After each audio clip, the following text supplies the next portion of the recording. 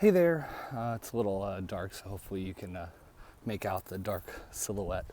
But I just, this is more of a cautionary tale to hopefully save some businesses that hire a copywriter, maybe a little bit of money potentially.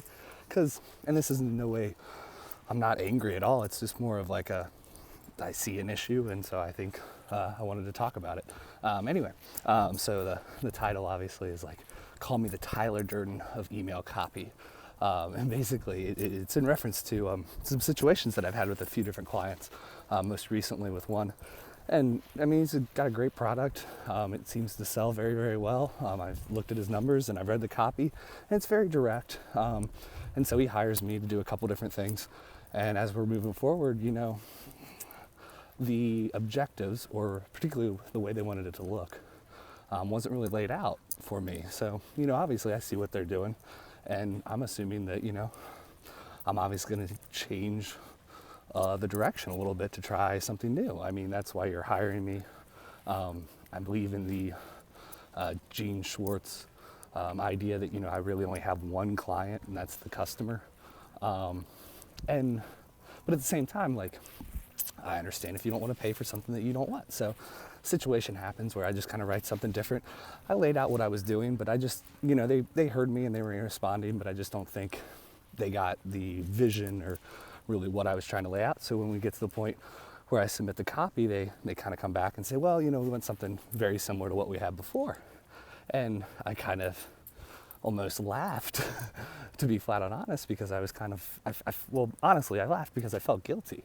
I've logged a lot of hours. I'm going to be paid those hours, not to mention the revision hours that I'm adding to this project. And I think it all could have been avoided, because truthfully, if you want the same thing and the things are working well for you, then I shouldn't have been hired in the first place. And I with previous projects, I've said with clients, they've shown me the work and they've said, does this seem like something that you would see to worth changing, or what are your thoughts?